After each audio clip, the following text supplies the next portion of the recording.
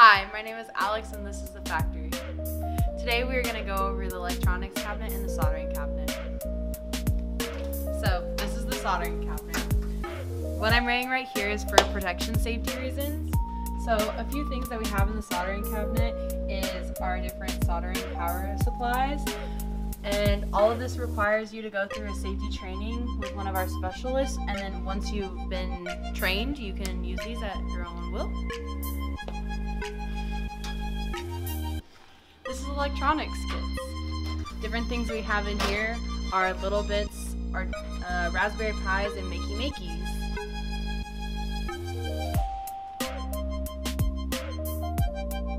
These are for checkout purposes, so whenever you need to use these little things, you can come in, swipe your ID, and we can check these out for you. This is soldering. Soldering is a process in which two or more items are joined together by melting and putting a filler metal solder into the joint, and the filler metal having a lower melting point than the adjoining metal. Okay, so this is the iron. Right here is where you can wipe off the excess, and then when you're not using this, let it down. And then this part plugs into our next item. So our next item is the heater. So on the front, it has where you can make it hotter and make sure it stays there. And that's where you would put the iron's cord into.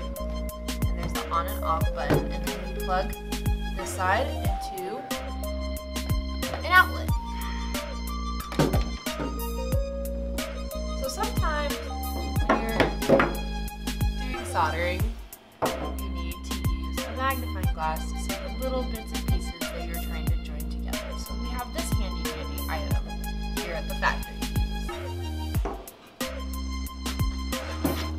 As well, since safety is our main concern, we have a fan that you can use because it is not safe to be smelling in different solder. You just plug it in, and then on the back there is a little button, and it just blows out.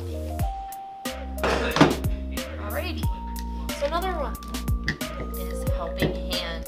So helping hands, all it does is free up your hand because you don't need to be holding the soldering iron, and you can hold your little piece of material that you're trying to join together right in the middle perfectly. So you do not have to hold it, and it has different clips on it. So before you can use our soldering equipment, we do require you to go through a safety training. Therefore, things like goggles and how to use our equipment properly are demonstrated through this 30 to an hour minute consultation, and you can sign up on our factory website.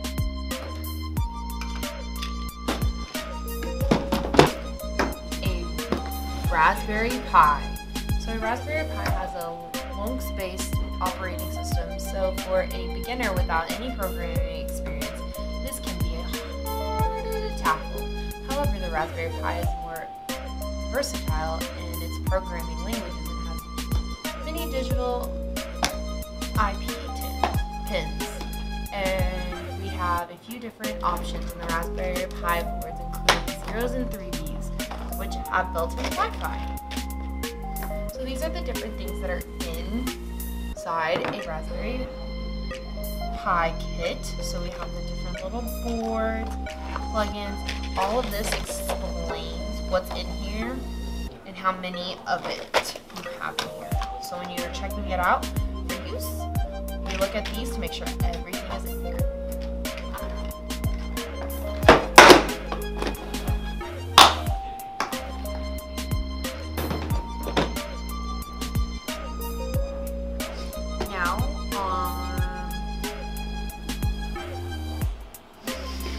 Now we also have Makey-Makeys. So a Makey-Makey is this tiny little box, and within the Makey-Makey there are things like Arduino with more limited perks. These boards are used resistors to turn your body into part of the circuit. are made via alligator clips and programmed in Scratch.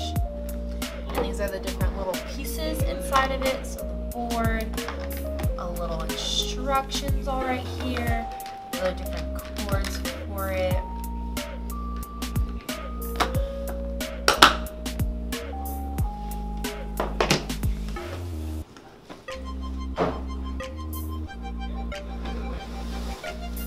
Next up is Little Bits. So Little Bits is a huge container. These kits contain an array of electronics building blocks that snap together to turn ideas into inventions and making learning about electricity fun and easy. You can utilize lights, sound, and more. So let's open this bad boy up. So as you can see, we have all of these parts, and then when you close it, make sure you lock it again and not throw all the next parts out, because then, boom, there's your next set. And then in here, tells you the different pieces and their agreement for using this. Telling you what all is in here and the cost, so if you wanted to buy your own, now you know what's in here.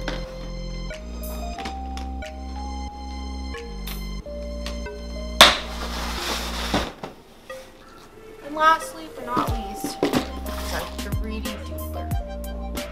So inside the kit, you have this manuscript, so you can read exactly how you use it, how it works, and how you can plug it into your computer.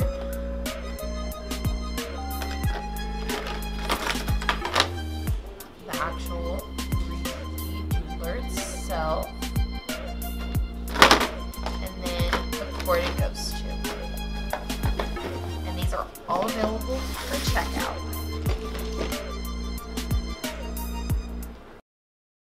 For more information, go to library.unt.edu/thefactory.